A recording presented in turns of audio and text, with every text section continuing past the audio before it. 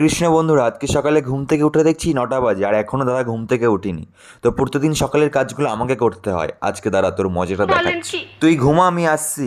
এরপর চলে এলাম রান্নাঘরে আর এসে দেখছি মা চা করছে আর আমি কিছু লঙ্কা নিলাম। এখানে বলো তো কটা লঙ্কা আছে? কমেন্ট করে জানাতে পারলে তোমাদেরও একদিন স্পেশাল চা খাওয়াবো। পর লঙ্কাটাকে আমি থেতো করে নিলাম আর মা চাটা লঙ্কাটার ভেতরে দিয়ে দিল আর আমি সেটাকে ঘুরিয়ে নিলাম। এরপর আমি আবার চাটাকে ছেঁকে নিতে থাকি। তোমরা চ্যানেলটাকে সাবস্ক্রাইব করতে থাকো। স্পেশাল চা রেডি। এবার আস্তে আস্তে অনেকের সাথে একটা প্যান চলো চাটা নিয়ে যাই। জায়গা মতন সেট করে দাদাকে চাটা দিয়ে দিলাম। এবার দাদার রিয়াকশনটা দেখা যাক কি হয়। পরে কেমন ভিডিও দেখতে চাও তোমরা কমেন্ট করতে থাকো কিন্তু অবশ্যই। रुको जरा सब्र करो। बोला धक्का बुक्की नहीं करने का, आराम से लेने का। हाँ